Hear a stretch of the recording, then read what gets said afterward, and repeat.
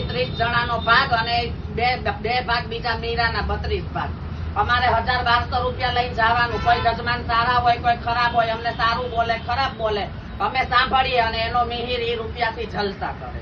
તો હું રાજકોટની જનતાને કહું છું કે તમે તમારા દીકરાને પૈસા નથી વપરાવતા અને કિન્નરોને આપો છો, તો કિન્નરો આવા ખરાબ જલસા કરે છે. તમે એની આઈડી ચેક કરો, ઇન્કમ ટેક્સની રેડ પડાવો, ઊંડાણપૂર્વકથી બધી તપાસ કરો. 2 નંબરનો રૂપિયો, 2 નંબરનું સોનું બધું જ એના ઘરમાંથી નીકળશે. પણ આ રાજકોટની જનતાને લૂંટીને, હું એવું નથી કહેતી કે 2 નંબરનો ધંધો કરે છે, નહીં.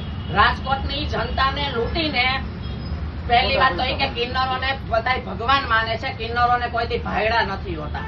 ઈ એમ કે છે મિહિર મારો દીકરો છે, મેં નાનેથી મોટો કર્યો. તો 2 વર્ષ પહેલા બીજો હતો, એ પણ તારો દીકરો હતો 2 વર્ષ. અને દીકરો છે તો દીકરો માં દીકરાનો પબ્લિક કોઈ આંધળી નથી. પબ્લિક જાણે માં દીકરા કોને કહેવાય.